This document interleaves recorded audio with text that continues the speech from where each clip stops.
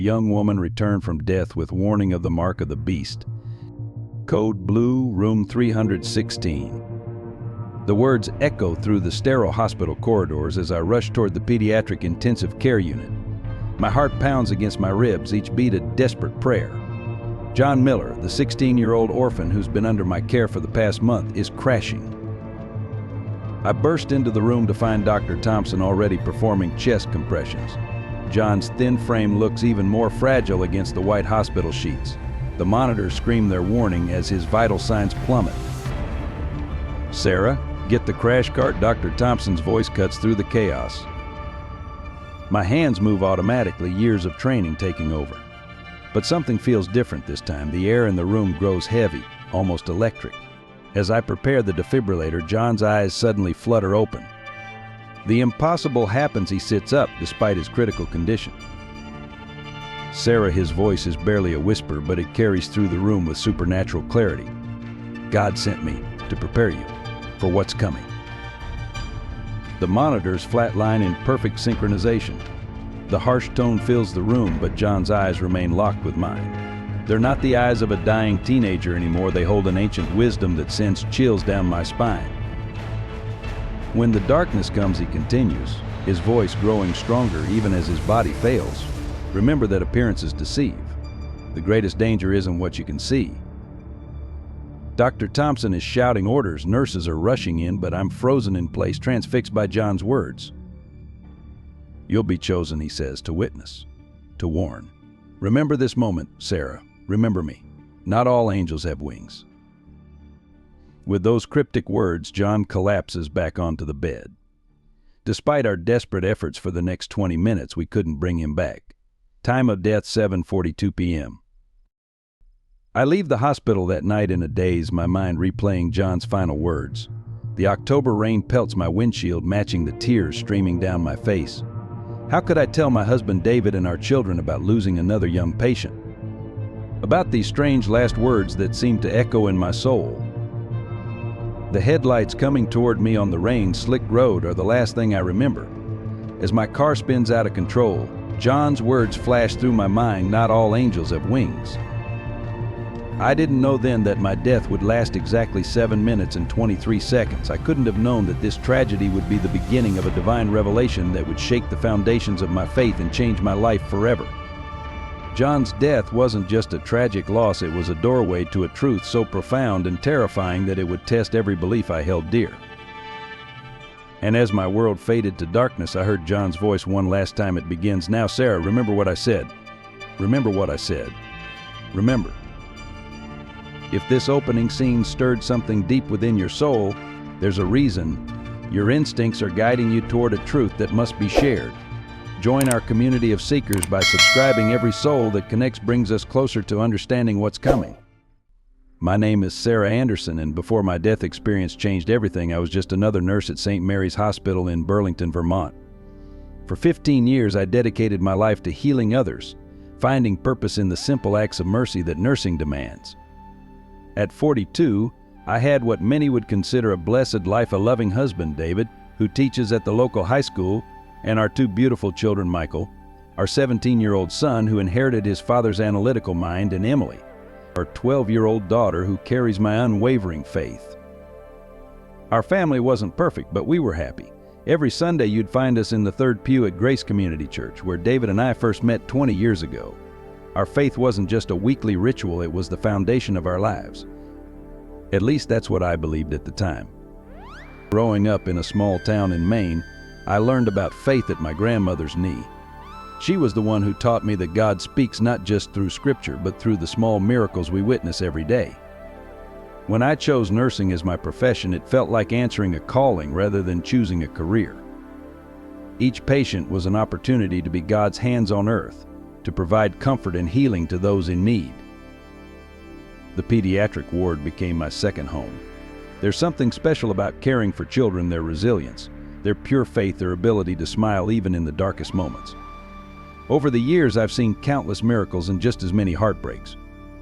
You'd think it would get easier with time, but each loss still feels like the first. My colleagues often asked how I maintained my composure, especially in the pediatric oncology unit. The truth was, I carried each loss home with me, but my faith gave me the strength to return each day. David would hold me on the difficult nights, and Emily would draw pictures for my patients, believing her artwork could help heal them. Even Michael, despite his growing skepticism about religion, understood the importance of what I did. But lately, something had been changing. In the months before my encounter with John Miller, I started noticing subtle shifts in the spiritual atmosphere of the hospital. Patients would speak of strange dreams, of visitors no one else could see. The night shift nurses whispered about shadows moving in empty rooms, and even our most pragmatic doctors admitted feeling an unexplainable presence. I kept a journal of these occurrences, not knowing why at the time. Looking back, I realized God was preparing me, leaving breadcrumbs for what was to come. The entries became more frequent, more intense, especially after John Miller arrived at our ward. There was something different about him, from the start, of wisdom in his eyes that seemed ancient, despite his youth. The other nurses avoided his room, claiming it made them uncomfortable, but I felt drawn to him. We would talk during my shifts, not just about his illness, but about faith, about the state of the world, about the signs he said were all around us. At the time, I dismissed much of what he said as the musings of a dying teenager. How wrong I was. My life was meticulously organized work schedules coordinated with David's teaching hours, Michael's football practice, and Emily's piano lessons. We had family dinner every night at 6, except for my late shifts. We prayed together, shared our daily experiences, and tried to maintain the normalcy that I now realize was a blessing we took for granted. What I didn't know then was that this carefully constructed life was about to be shattered. The barriers between the physical and spiritual worlds were thinning, and I had been chosen to witness it. My grandmother used to say that God doesn't call the qualified, He qualifies the called. I never truly understood what she meant until that fateful night in October, when everything I thought I knew about faith, family, and reality itself would be challenged. Looking back, I see the signs were everywhere in the increasing number of inexplicable events at the hospital, in the growing distance I felt from some of my closest friends at church, in the subtle changes in my own family. But like so many others, I was too busy with the demands of daily life to connect the dots. That would all change soon enough, and the price of that knowledge would be higher than I could have ever imagined. My first encounter with John Miller was unlike any other patient admission I'd experienced in my 15 years of nursing. He arrived at St. Mary's one stormy September evening, transferred from a small orphanage after collapsing during evening prayers. The paperwork was unusually sparse: no family history, no previous medical records, just a note stating he'd been found at the orphanage's doorstep as an infant. From the moment I walked into his room, something was different. Most teenagers in hospitals retreat into themselves, angry at their circumstances or scared of what's to come. Not John. He sat upright in his bed, hands folded neatly in his lap, as if he'd been expecting me. "Nurse Anderson," he said, "before I could introduce myself, I've been waiting for you." I remember stopping in my tracks, clipboard frozen mid-air. When I asked how he knew my name, he simply smiled and said, "The same way I know you've been questioning things lately, seeing things others don't want to acknowledge." He was right, of course, though I hadn't told anyone about the strange occurrences I'd been witnessing. Over the next month, John became more than just a patient. During my night shifts, we would have the most extraordinary conversations. He spoke about faith with an understanding that seemed impossible for his age, quoting obscure biblical passages and discussing theological concepts that even our pastor would struggle with. Other staff members found excuses not to enter his room, claiming it felt too intense, but I was drawn to his presence. John's medical condition was a mystery that frustrated our entire team. His symptoms didn't match any known disease. His organs seemed to be slowly shutting down for no apparent reason, yet he remained alert and peaceful. Dr. Thompson ran every test imaginable, consulted specialists across the country, but no one could explain what was happening to him. One night, about a week before his death, I found him writing in a small leather journal. When he saw me, he closed it and said, "Sarah, do you believe in divine appointments?" Before I could answer, he continued, "Everything that's happening, my being here, your growing awareness, the changes in your family, it's all connected. You're being prepared." I should have asked him what he meant, but something held me back. Perhaps I wasn't ready for the answer. Instead, I focused on my duties, checking his vitals, adjusting his medications, maintaining the professional distance I'd been trained to keep. But John had a way of breaking through those barriers.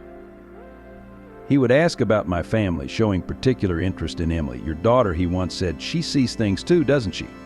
Things that others dismiss. I was shocked I had never mentioned Emily's recent imaginary friend, or the way she'd been drawing pictures of people with light surrounding them. When I asked how he knew, he simply replied, "She's special, Sarah. When the time comes, remember that." The other nurses started calling him the prophet behind his back, some mockingly, others with an edge of fear in their voices. They noticed how electronics would malfunction in his room, how the lights would flicker when he spoke about certain topics. One night, Nurse swore she saw him talking to someone invisible, the air around his bed shimmering like heat waves off hot pavement. In his final days, John's cryptic messages became more urgent. He would grab my hand during rounds, his grip surprisingly strong for someone so ill, and whisper warnings about coming darkness, about deception wrapped in light, about choices that would test the very foundations of faith. I wrote everything down, though I didn't understand why at the time. The day before his death, he gave me his leather journal. "You'll know when to read it," he said. After you see what I've seen, I put it in my locker, intending to return it later. Surely he had more to write. I never got the chance. Looking back now, I understand that John wasn't just another patient. He was the first piece of a divine puzzle, a messenger sent to prepare me for what was to come.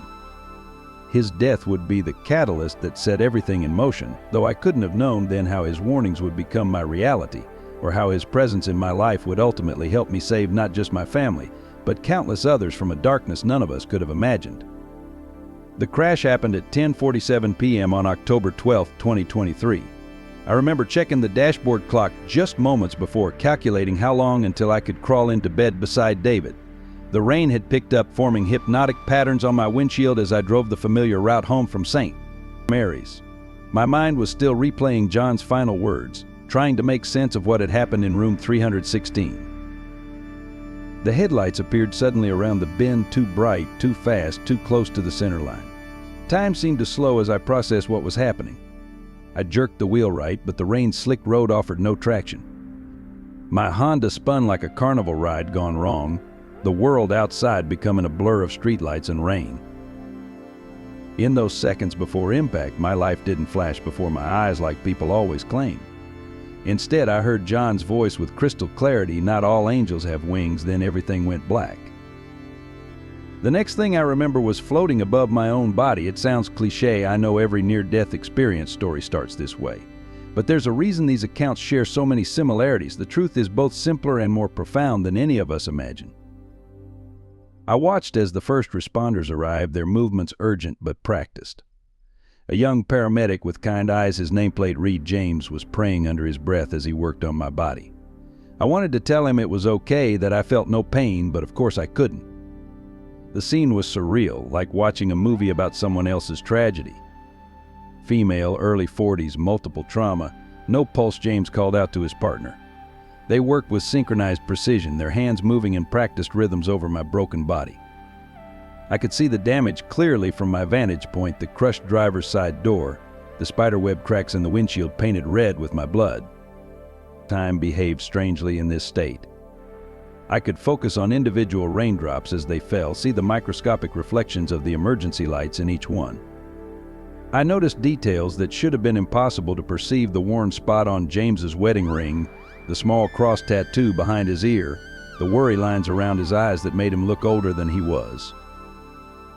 Then I felt it, a pulling sensation, gentle but insistent. The scene below began to fade, replaced by a light that seemed to come from everywhere and nowhere at once. It wasn't the harsh, blinding light I'd always imagined in these situations. Instead, it was warm and inviting, like the first rays of dawn after a long night. That's when I heard the voice, John's voice, but different somehow. Richer, more resonant, carrying an authority that hadn't been present in his human form. "Sarah," he said, "it's time." I turned toward his voice and saw him standing there, but not as the sickly teenager who had died in my care hours earlier. This John radiated light from within, his presence both familiar and awesomely strange. He smiled at my confusion, and in that smile I saw ages of wisdom. 7 minutes and 23 seconds, he said, reaching out his hand. That's how long your body can wait. We have much to see and not much time. I glanced back at the accident scene, where James and his team were loading my body into the ambulance. Something in me knew that this moment, this choice to take John's hand would change everything. All the strange occurrences at the hospital, John's cryptic warnings, my daughter's increasingly vivid dreams, they were all leading to this. Why me, I asked, my voice sounding strange in this in-between place. John's expression grew serious. Because you've been watching, Sarah. Because you've been noticing what others refuse to see. Because your heart is still open to truth, no matter how difficult it might be to accept. And most importantly, because what's coming will require someone who understands both faith and doubt, someone who knows how to navigate between light and darkness. I took his hand, and as I did, the accident scene below disappeared completely. We began to rise, or perhaps the world began to fall away. Direction had no meaning in this place. All I knew was that my journey with John was just beginning, and somehow I understood that everything in my life had been preparation for what he was about to show me. The realm John led me into defied earthly description. Colors existed that I had no names for, and the very air seemed alive with purpose. We stood in what appeared to be a vast space of living light, where thoughts became visible and time had no meaning. Yet, despite the otherworldliness of it all, I felt strangely at peace. Before I show you what's coming, John said, his voice carrying new depths of authority, you need to understand who I am, he gestured. And suddenly we were surrounded by images from the hospital moments I recognized from the past month. I saw myself checking his vitals, our late-night conversations, the mysterious malfunctioning equipment. But now I saw something more, a soft golden light that had always surrounded him, invisible to my earthly eyes. I was sent to prepare you, Sarah, he explained. What you knew as John Miller was just a vessel, a form I took to gain your trust and test your heart. I am a guardian assigned to watch over those who will play crucial roles in the times ahead. The revelation should have shocked me, but somehow it made perfect sense. All those conversations that seemed too wise for a teenager, the way other staff members avoided his room, his inexplicable knowledge of my family, the pieces fell into place like a divine puzzle. Your daughter Emily, he continued, has been seeing us for years. Those imaginary friends she talks about, they're my brothers and sisters, preparing her just as I've been preparing you. She has a special role to play, Sarah, you all do. Before I could process this, the scene around us shifted. I saw my family at home, David pacing by the phone, waiting for news of my accident, Michael sitting alone in his room, staring at his computer screen with an unsettling emptiness in his eyes, and Emily, kneeling by her bed, surrounded by the same golden light I'd seen around John, praying with an intensity that seemed beyond her years. What you're about to see will test every belief you hold dear, John warned. Some of it will break your heart. But remember, God doesn't reveal darkness to discourage us, but to prepare us for battle. The space around us began to pulse with energy. John's form grew more radiant, his presence more commanding. 7 minutes and 23 seconds, he reminded me. In that time, you must see what's coming, understand your role, and make a choice that will affect not just your family, but countless others. He reached out and touched my forehead. In that instant, knowledge flooded my consciousness, divine revelations intertwined with horrifying glimpses of what lay ahead. I saw communities torn apart, families divided, faith tested beyond breaking. But through it all, I saw something else, a thread of hope, thin but unbreakable, running through the darkness like a golden lifeline. Your accident wasn't random, Sarah, John said softly. Just as my death in your hospital served a purpose. Sometimes we must die to our old lives before we can fulfill our true calling. I watched as images of my past flashed by, moments when I'd sensed something more beneath the surface of reality, times when I'd felt God's presence most strongly. Each memory now carried new significance, revealing a pattern I'd never noticed before. You've been chosen, John declared, his voice resonating with divine authority, not because you're perfect, but because you understand both strength and weakness, both faith and doubt. The battle ahead isn't just spiritual, it's for the very souls of those you love. The light around us intensified, and I felt knowledge continuing to pour into my consciousness. But this wasn't just information, it was understanding at a soul level, truth that transcended mere facts. I saw my role in the coming events with crystal clarity, and with that vision came both terror and determination. remember. Well, John said, his form beginning to shift into something even more magnificent. When you return, you'll face choices that seem impossible. Trust what you've seen here. Trust that God's plan is greater than our understanding. And most importantly, trust that even in the darkest moments, you're not alone. The light began to pulse more intensely, and I could feel my time in this realm drawing to a close. John's final words echoed through my consciousness. The hardest part won't be believing what you've seen, Sarah. It will be watching those you love choose their paths, knowing you can guide but cannot choose for them. The divine revelation began with a series of visions so intense that my soul trembled with their weight. John's angelic presence grew even more radiant as he guided me through what he called the unveiling. Each scene unfolded with crystal clarity, carrying messages that would forever change my understanding of the spiritual battle raging around us. Watch carefully, John instructed, his voice carrying the authority of ages.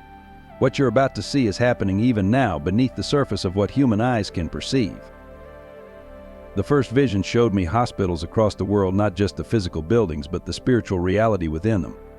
I saw darkness gathering in corners, shadowy figures moving through corridors, whispering to the vulnerable and broken. But I also saw beings of light, angels like John, standing guard over certain patients, certain staff members, certain moments. Your hospital wasn't chosen by accident, John explained. St. Mary's sits at a spiritual crossroads. What happens there ripples out into the community, into souls, into the very fabric of faith itself. The scene shifted to show me my own pediatric ward, but from a perspective that made me gasp. Each child was surrounded by a unique light, some bright and steady, others flickering like candles in the wind. But what terrified me were the shadows that crept around certain beds, seeking entry into young souls through fear, through pain, through despair. The children, I whispered, understanding dawning with horrible clarity. They're targeting the children first. Yes, John confirmed grimly. The enemy knows that capturing the next generation is key, but notice who sees them clearly. The vision focused on Emily making one of her hospital visits, drawing pictures for the sick children. Now I could see what my earthly eyes had missed, how her very presence seemed to push back the shadows, how her simple drawings carried particles of light that clung to the children's spirits. Your daughter isn't just sensitive to the spiritual realm, Sarah, she's a beacon. And that makes her both powerful and vulnerable in the coming conflict. The next series of visions showed me churches, thousands of them, across all denominations. But what I saw chilled me to my core. Many of the pulpits were surrounded by a subtle darkness disguised as light, and the congregations were slowly being infected with something that looked like faith but wasn't. Deception comes dressed in familiar garments, John said softly. It speaks comfortable words. It offers peace without repentance, unity without truth, love without holiness. I watched as this counterfeit spirituality spread through communities, families, and hearts. It was beautiful on the surface, all light and warmth and acceptance. But underneath it was hollow, devoid of true divine presence. But why show me, I asked, my spirit heavy with the weight of these revelations. What can one nurse do against something this vast? John's response was immediate and firm. Because you stand at a junction between physical and spiritual healing. Because your position gives you access to both the broken and the strong. And because he paused, his light dimming slightly with solemnity, your own family will become a battleground. This last statement hit me like a physical blow. My family? But they're faithful, we attend church, we pray together, we. Watch, John interrupted gently, and the vision shifted one final time. I saw my home, but like the hospital, I could now see the spiritual reality within it. David's study, where he prepared his lessons, was tinged with shadows of doubt that were slowly growing deeper. Michael's room pulsed with an angry red light, his computer screen a portal for influences he didn't understand. Only Emily's room shone with pure, steady light, but even there, darkness gathered at the windows, seeking entry. The enemy's greatest victory, John said, is convincing people that they're following the light when they're actually walking deeper into darkness. Your family stands at a crossroads, Sarah. What you learn here, what you see, will determine not just their physical safety, but their eternal destiny. The vision began to fade, but John's words burned into my consciousness. Remember, the greatest deception isn't in obvious evil, but in subtle distortions of truth. Watch for the small compromises, the gentle nudges away from true faith. That's where the battle begins. Just as John's warning about my family faded, the vision shifted dramatically, revealing something even more devastating. I saw David, my loving husband of 20 years, in a secret meeting I never knew existed. The scene unfolded in the basement of our church, but it was unlike any church gathering I'd ever witnessed. Your husband's involvement began 3 months ago, John explained, his voice heavy with compassion. What you're seeing is a gathering of those who believe they're preparing for a new spiritual awakening. The scene showed David sitting in a circle with other community leaders, teachers, doctors, even Pastor Richards. But what horrified me was the subtle darkness that writhed around them, disguised as gentle light. They were studying something, passing around ancient-looking documents and modern tablets, their faces earnest with conviction. They call themselves the Illuminated, John continued. They believe they're part of a divine revolution bringing about a new age of spiritual enlightenment. Your husband was chosen because of his influence over young minds as a teacher. I watched as Pastor Richards laid hands on David, pronouncing what sounded like a blessing but felt like a curse. The shadows around them pulsed with satisfaction. But why, I asked, my heart breaking. David has always been so grounded in his faith. That's precisely why he was targeted, John explained.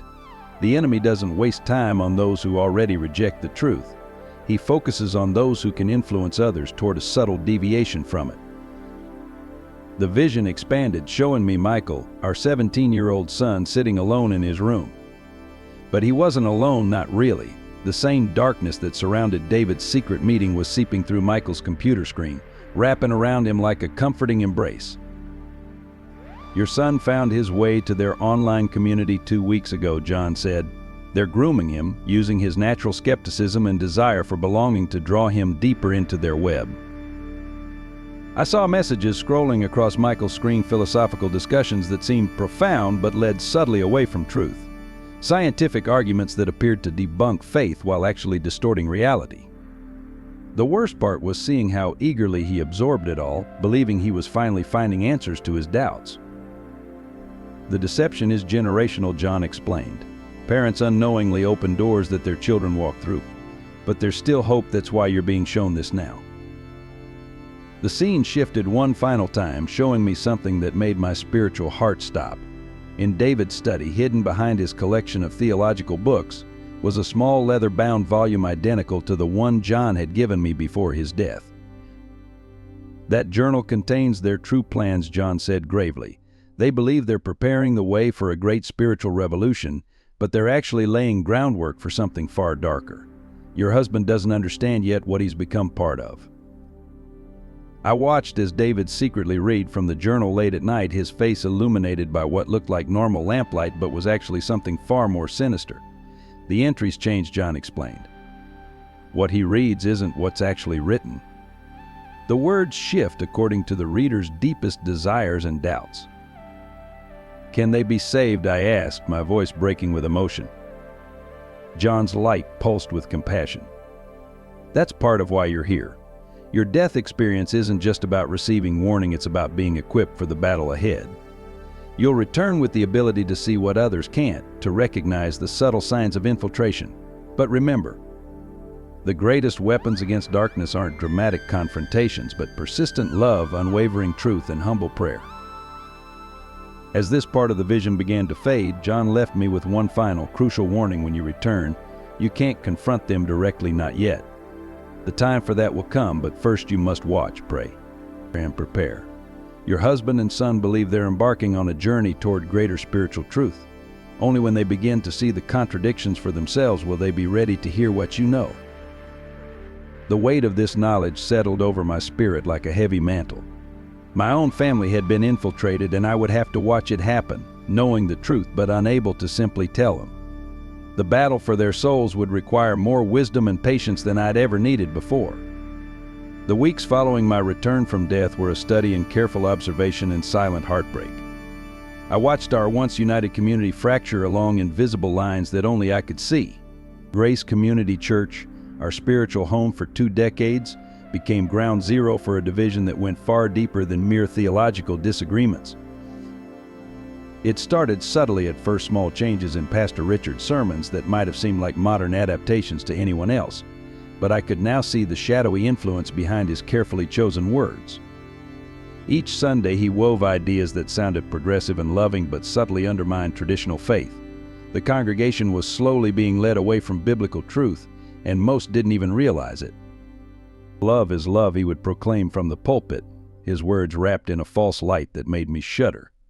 God is evolving with us, revealing new truths for a new age. The shadows around him pulsed with satisfaction as members of the congregation nodded in agreement. I sat in my usual spot, watching familiar faces absorb these toxic half-truths, unable to speak out without revealing how I knew what I knew. The church split happened gradually over 3 months. It began with whispered conversations after services, concerned looks exchanged during Bible study, and small groups breaking away to meet in homes. Those who questioned the new direction were subtly marginalized, their concerns dismissed as outdated thinking or fear of progress. Mrs. Henderson, who had taught Sunday school for 30 years, was the first to leave publicly.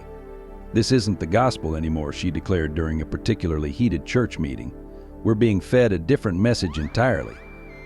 The room erupted in chaos, but I watched the spiritual realm's reaction, bright flashes of divine approval around those who stood with her, while shadows writhed in agitation around her opponents. The youth group, which Michael had once loved, transformed into something unrecognizable. Their new leader, Jake Matthews, handpicked by Pastor Richards, introduced meditation sessions that he claimed would help the teens connect with their inner divine spark. I attended one session as a parent volunteer and had to fight back tears as I watched shadows enter the teens' auras under the guise of spiritual enlightenment. The church's food bank, once focused on serving the community's physical and spiritual needs, became a recruitment tool for what they now called the New Awakening. Volunteers were required to attend spiritual awareness training sessions that I recognized as subtle indoctrination. When I tried to continue serving without attending the sessions, I was politely but firmly removed from the volunteer roster. But the most heartbreaking changes happened within our smaller church groups. The women's Bible study I'd attended for 15 years fractured beyond repair. Sarah Matthews, who had been my close friend since our children were babies, now led the majority of women toward what she called freestyle faith, a blend of traditional Christianity with New Age practices that made my spirit recoil. "You've changed, Sarah," she told me one day after I questioned the introduction of crystal meditation into our prayer time. "You used to be open-minded, but since your accident you've become so rigid." The concern in her voice was genuine, which made it hurt even more. I could see the false light around her, how it had twisted her genuine desire for spiritual growth into something dangerous. The children's ministry, where Emily still attended, became another battleground. The new curriculum subtly replaced biblical stories with modern parables that emphasized personal truth over divine revelation. Emily, with her God-given spiritual sensitivity, would come home troubled. "Mom," she whispered one night, "they're teaching us that we're all little gods. But that's not right, is it?" I watched as families I'd known for years chose sides. The Petersons, whose daughter had grown up with Michael, embraced the new teaching enthusiastically. The father, Tom, had always been skeptical of rigid doctrine, and now he found a spiritual home in this more fluid faith. His wife, Jane, who had once been my prayer partner, now avoided my gaze at school functions. The Thompson family took a different path. After 25 years of membership, they left quietly one Sunday and began attending a small, traditional church on the other side of town. Their departure triggered a wave of whispered accusations and social ostracism that revealed how deep the divide had become. What hurt most was watching the children caught in the middle. Lifelong friendships ended over parents' spiritual choices. The youth group split into 2 distinct social circles, the awakened and the traditionalists. Teenagers who had grown up together now viewed each other with suspicion and disdain. Through it all, I had to maintain a careful balance. John's warning about not confronting the deception directly echoed in my mind. Instead, I watched, prayed, and kept detailed notes in my journal documenting both the physical changes and the spiritual shifts I could now perceive. Each entry was a testament to the battle raging beneath the surface of our once peaceful community. Late at night, I would sit in Emily's room, watching her sleep, grateful for her untainted faith while praying for protection over her sensitive spirit. The golden light that surrounded her remained pure, but I could see the shadows gathering thicker outside her window each night. Our home had become both a sanctuary and a battlefield, and I was the only one who could see both realities clearly. The community's division wasn't just spiritual, it began affecting everyday life in ways that shocked me. Local businesses subtly aligned themselves with one side or the other.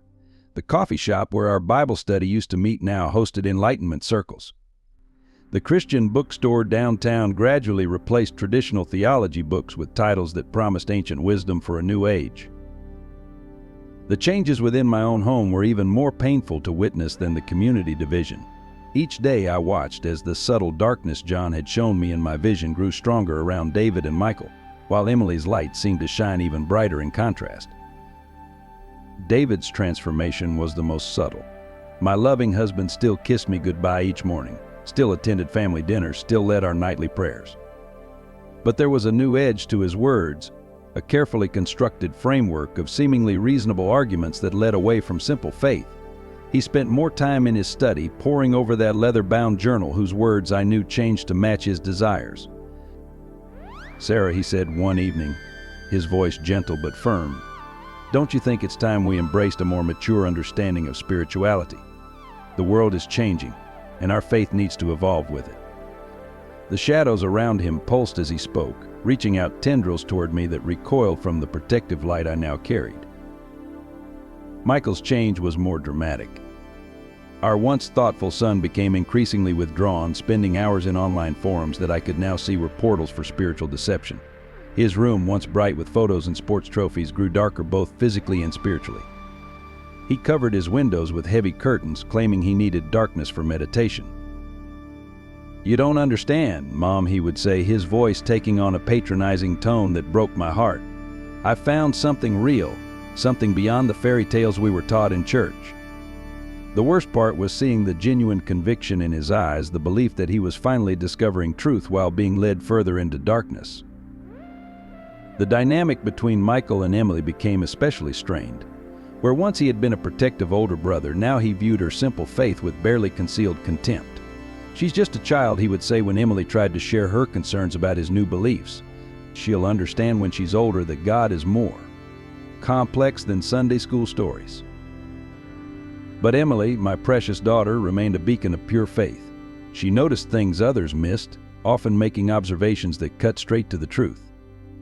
"Daddy's books are sad," she told me one day, pointing to David's study. "They pretend to be full of light, but they're really full of shadows." The tension came to a head one Sunday morning when David announced he would no longer attend our traditional service. "Pastor Richards is holding a special early morning study group," he explained. "We're exploring some revolutionary concepts about divine consciousness." He didn't invite me to join, and I didn't ask. That same morning, Michael refused to get out of bed. "Church is for people who need crutches," he called through his closed door. I've moved beyond that. I could hear him typing on his computer, communing with his new digital congregation of deceived souls.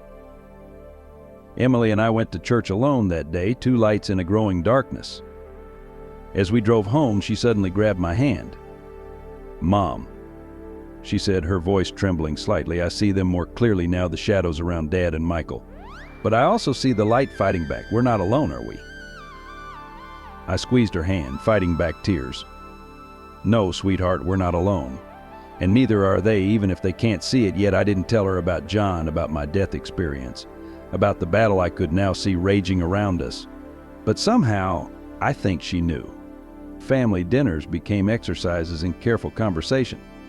David would share insights from his study group, each word wrapped in that false light that only Emily and I could see. Michael would drop philosophical bombs designed to provoke doubt, while Emily would respond with simple truths that often left them both speechless. I maintained my role as wife and mother, but with a new spiritual vigilance. I learned to pray without ceasing, to speak truth in love, to stand firm without becoming confrontational. Each night I would anoint our doorways with oil when everyone was asleep, placing a hedge of protection around our home that manifested as a barrier of light in the spiritual realm. The hardest moments were when I would find David late at night, bathed in the eerie glow of his laptop, participating in online sessions with the Illuminated. I could see the darkness flowing through the screen, wrapping around him like a lover's embrace, while he smiled at whatever twisted wisdom he was receiving. Yet there were also moments of hope. Sometimes, when David thought no one was watching, I would catch him staring at old family photos, a flicker of doubt crossing his face. Or I would hear Michael playing his old worship music late at night, though he quickly switched it off if anyone approached his room. These moments reminded me of John's words, "Love them through it." Truth without love is just another weapon in the enemy's arsenal, so I loved them fiercely and persistently, even as I watched them walk further into shadow. I kept cooking their favorite meals, listening to their new ideas without judgment, and looking for opportunities to plant seeds of truth in fertile moments of doubt. Through it all, Emily remained my anchor. Her prayers, simple but powerful, often manifested as bursts of light that pushed back the darkness in our home. She would draw pictures of angels surrounding our house, and in the spiritual realm I could see those very guardians taking up their positions just as she had drawn them. The persecution began on a seemingly normal Tuesday morning when I arrived at St. Mary's for my shift. The hospital administration had called an emergency staff meeting, and as I entered the conference room, I immediately sensed something was terribly wrong.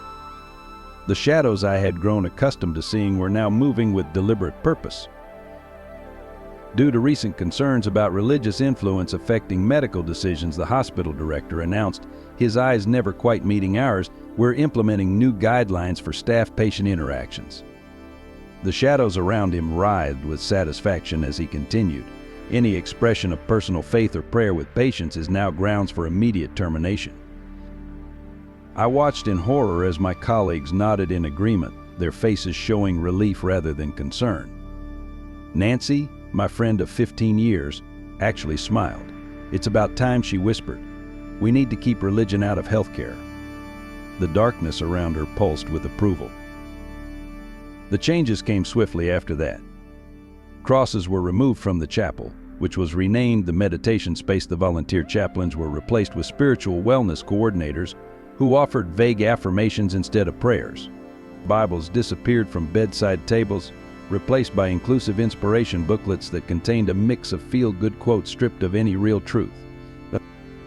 But the real persecution targeted those of us who refused to comply. Maria, a devoted Catholic nurse, was fired for wearing a small cross necklace. James, the paramedic who had worked on me during my accident, was suspended for praying with a dying patient. One by one, believers were pushed out or forced to choose between their faith and their livelihood. The pediatric ward, my sanctuary for so many years, became the front line of this spiritual battle. Parents were now required to sign forms acknowledging that they wouldn't request religious support for their children. I watched in anguish as desperate families were denied the comfort of prayer in their darkest hours. One night, while tending to a terminally ill child named Sophie, I witnessed the full extent of the darkness's plan. Sophie, only 7 years old, was crying out for Jesus in her pain. Her mother, tears streaming down her face, wasn't allowed to pray with her openly. The spiritual wellness coordinator instead attempted to lead the child in pain management visualization while shadows gathered thick around the bed. I couldn't stand it anymore. In that moment, remembering John's warnings but knowing I had to act, I took Sophie's hand and began to pray. The effect was immediate. Light burst forth, pushing back the darkness, and Sophie's pain visibly eased. Her mother joined in, and for a brief, beautiful moment, true healing presence filled the room. The next morning I was called into administration. "We have video evidence of you engaging in unauthorized religious activity," the director said, sliding a termination notice across his desk. The darkness around him was almost solid now, triumphant in its victory. But as I walked out of St. Mary's for the last time, I realized this wasn't just about losing my job. Through my spirit-enhanced vision, I could see similar scenes playing out across the city. Schools were banning prayer groups, businesses were firing employees for religious expression, and government offices were removing all religious symbols. The persecution spread to our neighborhoods. Homes with visible religious symbols were vandalized. Children from faithful families were bullied at school. Prayer groups were labeled as potential extremist gatherings and reported to authorities. The darkness had found a way to turn society against believers while maintaining an appearance of progress and tolerance. That evening, I received frantic calls from other believers who had also lost their jobs or faced discrimination. We gathered in secret at Mrs. Henderson's house. 20 of us crowded into her basement, sharing stories of persecution and praying for strength. Through my spiritual sight, I could see angels standing guard around the house, protecting our gathering from the darkness that prowled outside. "They're calling it the purification," Tom Peterson reported, his voice shaking. "It's happening everywhere. They're systematically removing people of faith from positions of influence." The shadows we were fighting had a name now, and a clear agenda to silence the truth by making its cost too high to bear. As I looked around at the faces of these faithful believers, nurses, teachers, office workers, all now facing loss and persecution, I remembered John's words about the coming darkness. This was only the beginning, and we would need every ounce of strength and wisdom he had promised to weather the storm ahead. The most heartbreaking moment came when I returned home that night. David, my own husband, had heard about my termination. Instead of offering support, he suggested I should have adapted to the changing times. The darkness around him was thicker than ever, and for the first time I saw a flicker of genuine cruelty in his eyes. The revelation of Emily's true role came during the darkest hour of the persecution. It happened on a Sunday morning, when our small group of faithful believers had gathered in Mrs. Henderson's basement for secret worship. Emily had insisted on coming, despite the risks, saying, "God told me I need to be there today." We were in the middle of a hymn when the raids began. Through the basement windows, we saw police cars surrounding the house. But before panic could set in, Emily stood up, her small frame radiating with a light so pure it nearly blinded my spiritual sight. "Don't be afraid," she said, her voice carrying an authority that reminded me of John's. "This is why I'm here." As she spoke, the golden light around her expanded, filling the entire basement. Through my enhanced vision, I saw angels materializing around her, forming a protective circle. Upstairs, we could hear the police entering the house, but Emily began to sing not one of our usual hymns, but something ancient and powerful that seemed to come from somewhere beyond her. The light pouring from her grew even stronger, and suddenly I understood what John had meant about her special role. "Emily," I whispered, watching as the light from her began to touch each person in the room. "You're a light bearer." The term came to me from nowhere, but I knew it was true. She was one of those chosen to carry and spread divine light in the darkest times. As the police descended the basement stairs, something extraordinary happened.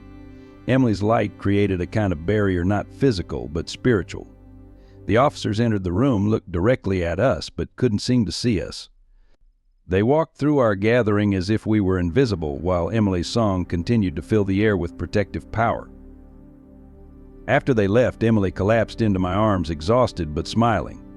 "The angels taught me that song," she explained simply. "They said I'd need it when the darkness came looking for us." News of what happened spread quickly through the underground network of believers. More people began seeking Emily out, drawn by stories of the young girl who could sing protection into existence. But with her growing influence came increased danger. The Illuminated, led unknowingly by David and Pastor Richards, became obsessed with finding the source of what they called the resistance. They could sense something was blocking their efforts, but couldn't identify what or who it was. Emily's power continued to grow. She could now see not just the shadows and light, but the full spiritual battle raging around us. More importantly, she could teach others to see it too. Under her guidance, our small group of believers began to develop similar abilities, each according to their own gift. Mrs. Henderson discovered she could touch objects and cleanse them of dark influence. Tom Peterson found he could discern truth from lies with perfect clarity. Even little Sophie, who had been healed in the hospital, joined our group, bringing a gift for healing others through simple touch. But the most astounding revelation came when Emily finally told me about her recurring dreams. "Mom," she said one night, "John's been teaching me. He comes every night, showing me what to do, how to use the light.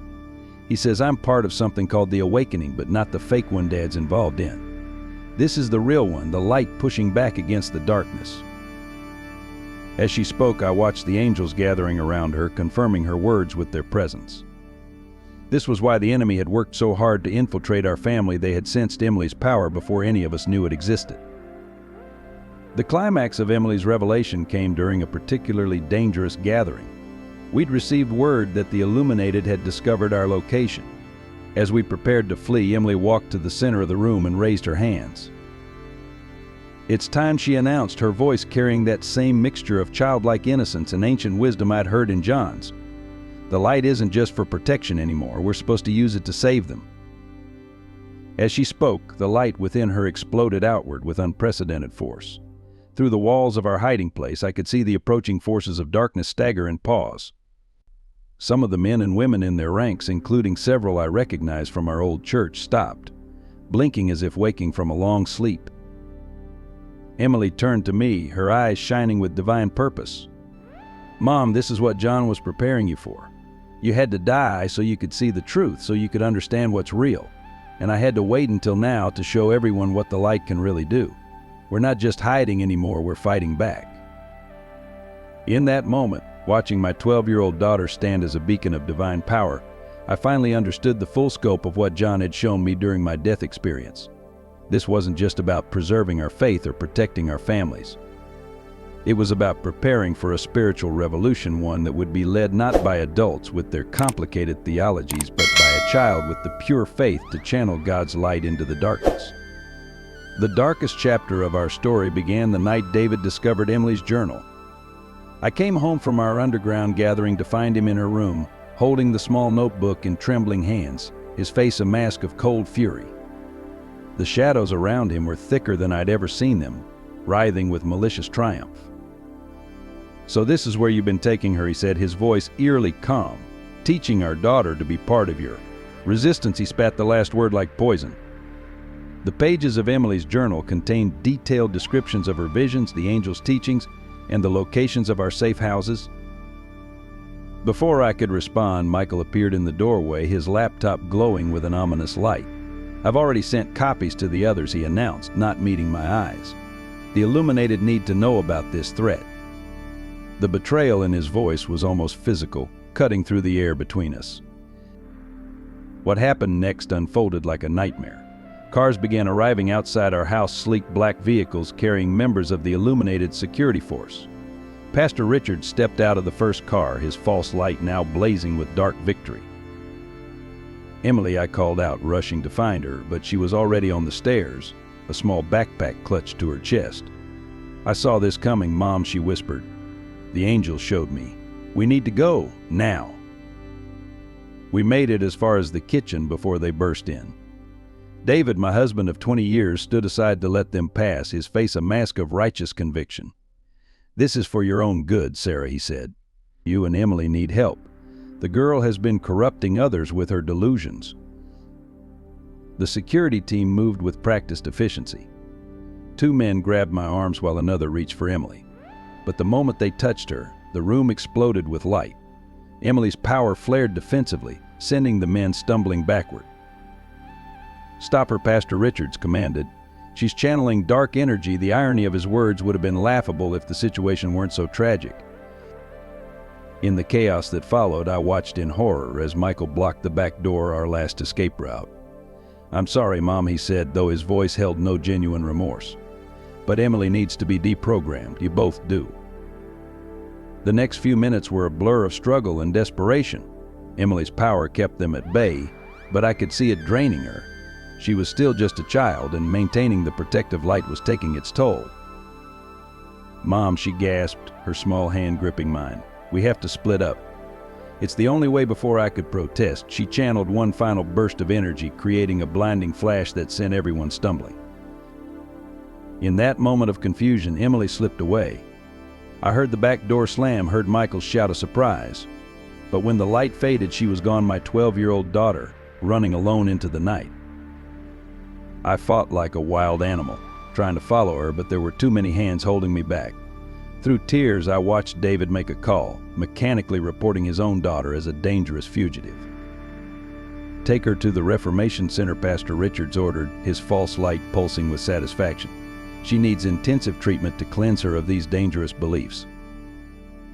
As they dragged me toward one of the waiting cars, I caught a last glimpse of our home, the house where we'd raised our children, shared meals, prayed together.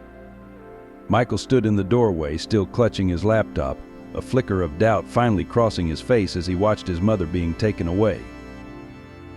David wouldn't look at me at all. He stood with Pastor Richards, already discussing plans to find Emily.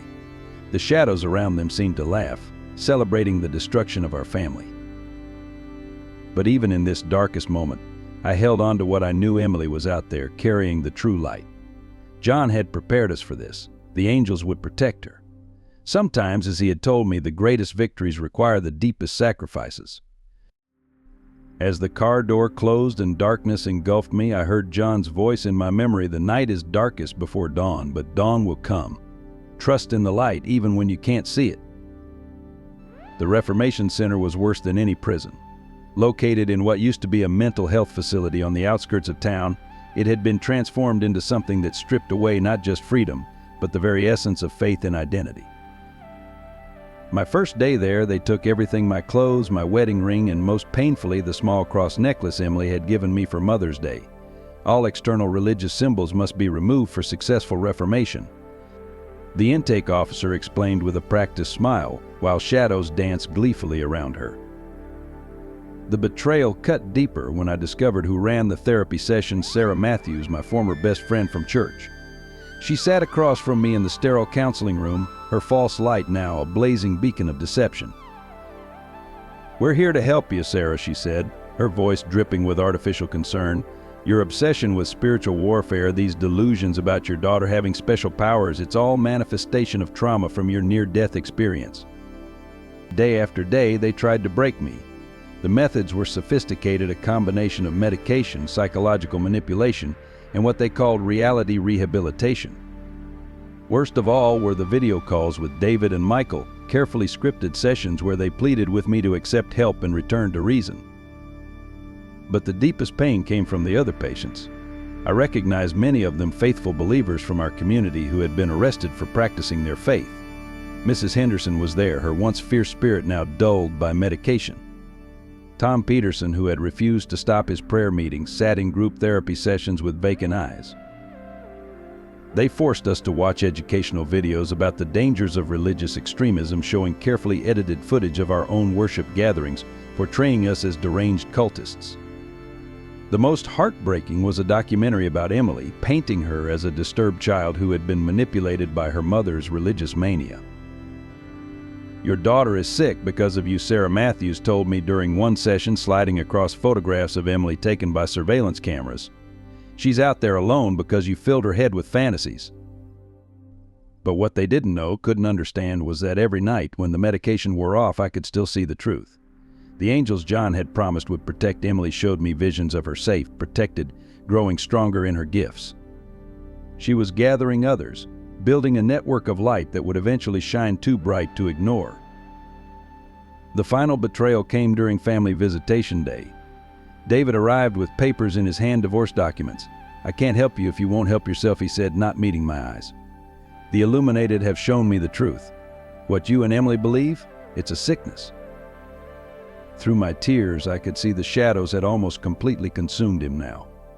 My husband, who had once led our family in prayer, was lost in darkness disguised as enlightenment. That night, alone in my room, I hit my lowest point. The medication they'd forced on me made it hard to think, hard to remember why we were fighting. The darkness pressed in, whispering that it would be easier to give in, to accept their version of truth. But in that moment of deepest despair, I felt John's presence. Not as the dying teenager I'd known in the hospital, but as the radiant angel he truly was. "Remember what you saw," his voice echoed in my soul. "Remember why you were chosen to see it." Images flooded my mind: Emily's light pushing back the darkness, the underground believers still holding on to their faith, the countless souls who would need the truth when the deception finally became clear. This wasn't just about my family anymore, it was about preserving the light for all who would eventually seek it. So I held on through the therapy sessions and the medication, through the lonely nights and the constant pressure to conform. I held on because I knew Emily was out there, growing stronger, waiting for the right moment. I held on because even in this place of deepest darkness, I could still see the light of truth. They could imprison my body, drug my mind, and try to reshape my beliefs, but they couldn't touch the core of what I knew to be true. Sometimes the greatest act of faith is simply refusing to let go of the light, even when surrounded by overwhelming darkness. Copyright. The revelation began during what should have been another routine therapy session at the Reformation Center. Sarah Matthews sat across from me, preparing to start our daily reality adjustment when suddenly the room's atmosphere changed. A familiar golden light began to fill the space, not from Emily this time, but from another source I knew well. John materialized between us, no longer in his teenage form, but in his full angelic glory. Sarah Matthews froze mid-sentence, her false light flickering as she found herself able to see him too. "It's time for truth," he announced, his voice resonating with divine authority. With a gesture, John stripped away the layers of deception that had blinded so many. The walls of the Reformation Center became transparent, revealing the spiritual reality to everyone inside. Patients and staff alike stood transfixed as they witnessed the battle that had been raging unseen around them. "Behold what you've been fighting," John commanded, and suddenly every person in the building could see the darkness that had been manipulating them. The shadows around Sarah Matthews became visible to her own eyes, and she screamed in horror at what she'd become part of. Through the walls, I could see similar revelations happening across the city. The Illuminated's headquarters, where David and Pastor Richards were leading a meeting, was suddenly flooded with divine light. Their carefully constructed ideology crumbled as they saw the true nature of what they'd embraced. "Your daughter," John explained to me, though his voice carried to everyone present, "was never just a gifted child. She was a catalyst chosen to prepare the way for this moment. Her light was a preview of what was to come." As he spoke, the truth about his role unfolded. John's death in my hospital had been orchestrated, a divine appointment designed to open my eyes so I could understand and document what was coming. Every patient he'd interacted with during his time there had been subtly prepared for this revelation. "The journal," I gasped, remembering the leather-bound book he'd given me. "That's why you wanted me to have it," John nodded, and with another gesture the journal appeared in my hands, its pages now glowing with the same light that emanated from him. "Read," he commanded. "Let them hear what was written before any of this began." With trembling hands, I opened the book and began to read prophecies that had been recorded months ago, detailed descriptions of everything that had happened, including this very moment of revelation. Sarah Matthews fell to her knees as I read, the false light around her shattering like glass. Other staff members and patients crowded into the room, drawn by the divine presence. Through the spiritual vision John had now granted to everyone, we could see angels positioned throughout the building, their swords drawn not against us, but against the darkness that had held everyone captive. This facility, John declared, was meant to break faith, but God had another purpose. By gathering so many believers in one place, the enemy unknowingly created a powder keg of spiritual power. When combined with Emily's light in this moment of revelation, it becomes ground zero for a divine revolution. As if on cue, every Bible that had been confiscated from the patients stored in a locked room in the basement began to glow. The words lifted off their pages, filling the air with living scripture that cut through every lie the Illuminated had planted. The most powerful moment came when John revealed his final truth. "I was sent not just to prepare you, Sarah, or to protect Emily. I was sent to mark this place, to turn this center of darkness into a beacon of light. Every tear shed here, every prayer whispered in secret, every moment of faithful resistance, it was all building to this moment." Through the spiritual vision, I watched as the truth rippled outward from the Reformation Center like a shockwave of light. Across the city, people stopped in their tracks as the deception they'd been living under was suddenly exposed. The carefully constructed lies of the Illuminated began to unravel, their false light no longer able to maintain its disguise. The second wave of revelation came through Emily. As John's light exposed the truth at the Reformation Center, my daughter made her triumphant return, leading an army of light. Not a military force, but hundreds of children she had gathered during her time in hiding, each one gifted with the ability to see and channel divine truth. They marched toward the Reformation Center, singing the same celestial song Emily had used for protection. But this time, the music didn't hide them, it transformed everything it touched. The children moved through the city streets, their combined light revealing the true nature of the Illuminated's influence to everyone they passed. At the Illuminated's headquarters, David and Michael watched in awe as Emily approached. The false light they had embraced for so long couldn't withstand the pure radiance that poured from this army of children. Emily stood before her father and brother, no longer the little girl they had dismissed, but a warrior of light. "Dad," she said softly, reaching out her hand. "Remember when you used to read me Bible stories? Remember when you taught me that God's truth is simple enough for a child to understand?" As she spoke, her light gently touched him, and I watched through my enhanced vision as years of complicated deception melted away from his spirit. Michael's transformation was even more dramatic. The moment Emily's light reached him, his laptop, the portal through which he had received so much false teaching, shattered. In its place, he saw clearly for the first time the digital web of lies that had ensnared him. "Little sister," he whispered, tears streaming down his face. "I was so blind, I thought I was becoming enlightened, but I was just falling deeper into darkness." Emily embraced him, and as she did, the last traces of the Illuminated's influence burned away from his spirit. John appeared beside them, his angelic presence confirming everything Emily had revealed. "The children were always the key," he explained. "Their faith is pure, unburdened by adult prejudices and complications. That's why the enemy targeted them so aggressively and why God chose them as his ultimate weapon against deception."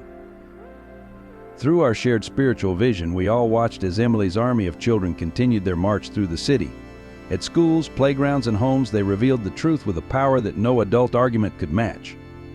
Parents who had fallen into the Illuminated's trap found themselves being led back to authentic faith by their own children.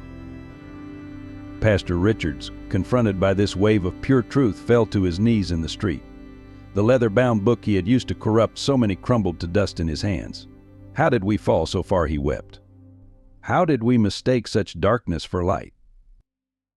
Emily knelt beside him, her touch gentle but firm. "Because you forgot to become like little children," she answered, quoting Jesus' words. "You traded simple faith for complicated lies.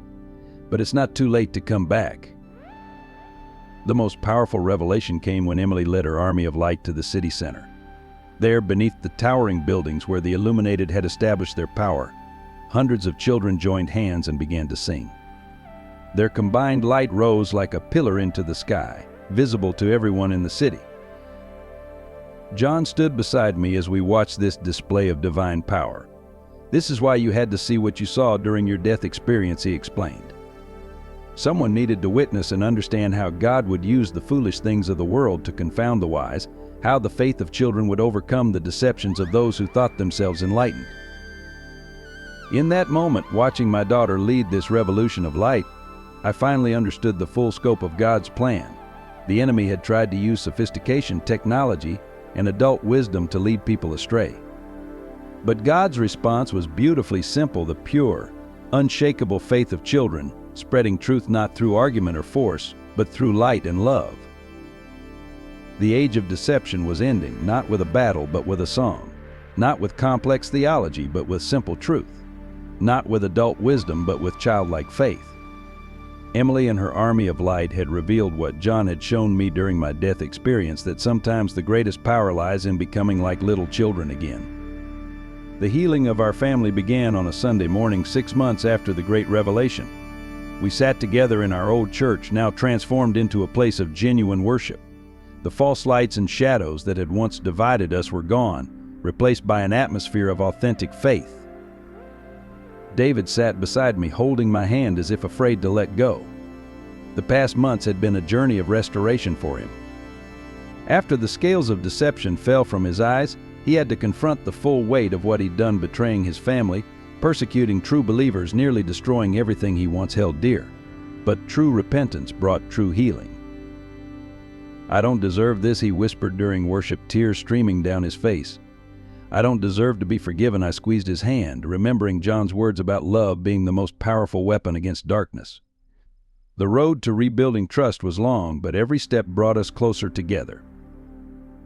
Michael sat on my other side, his transformation perhaps the most profound of all.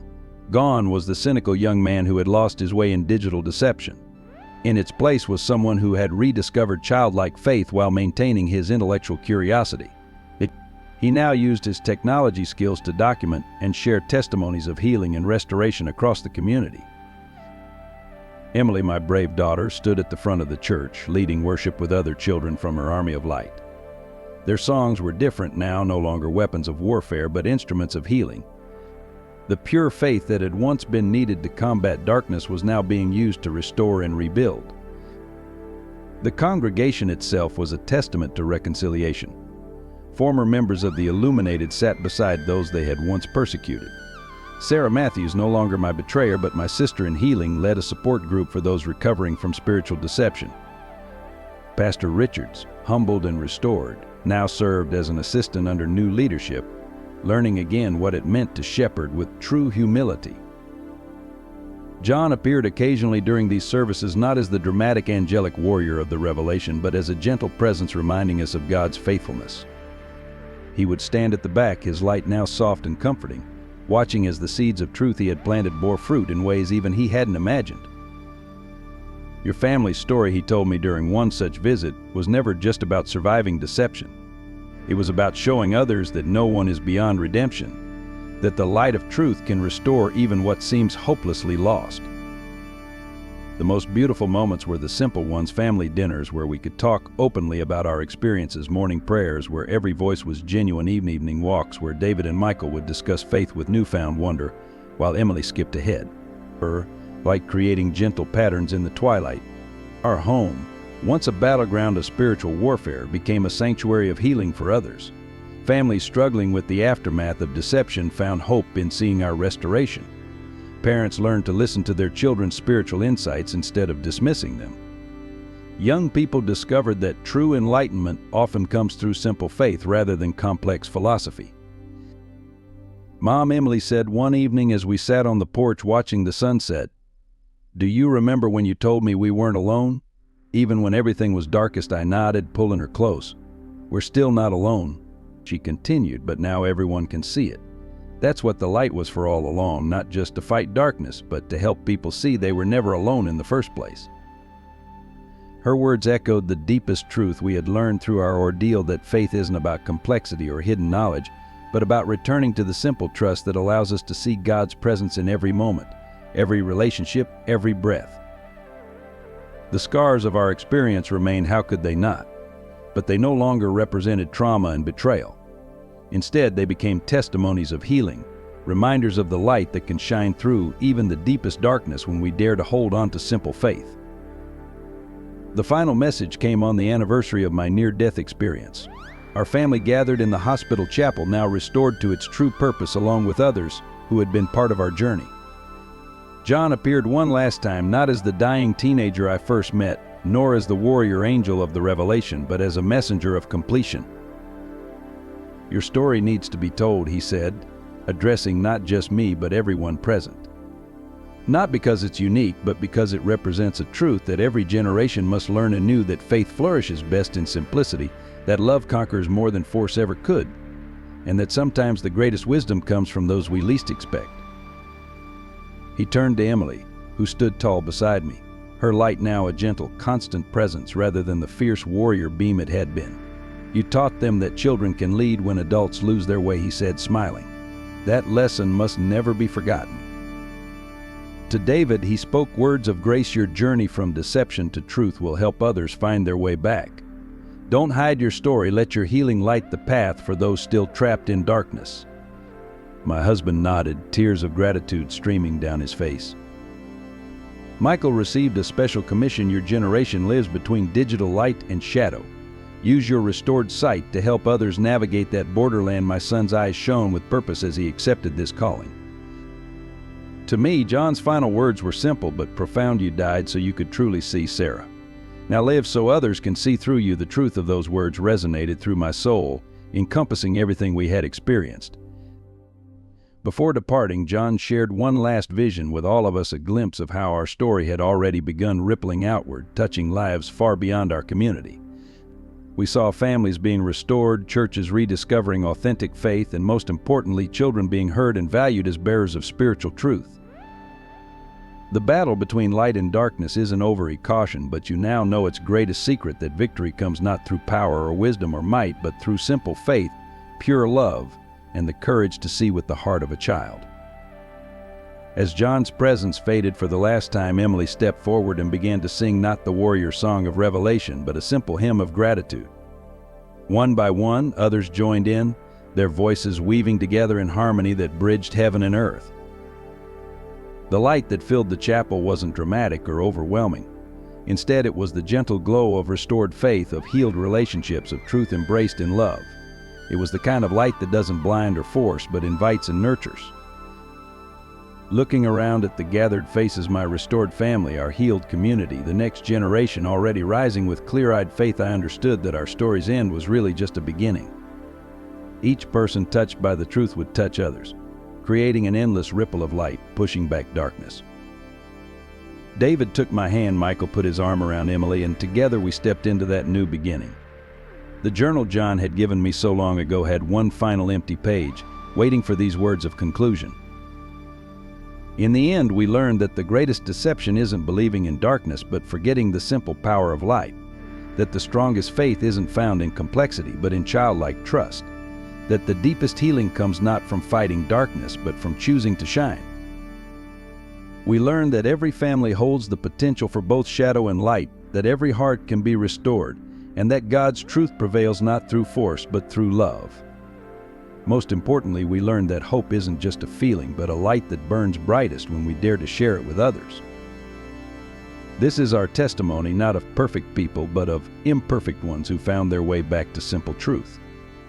May it light the way for others who find themselves lost in shadow, reminding them that no darkness is too deep for light to reach, no heart too far gone for love to restore, and no story too broken for God to redeem.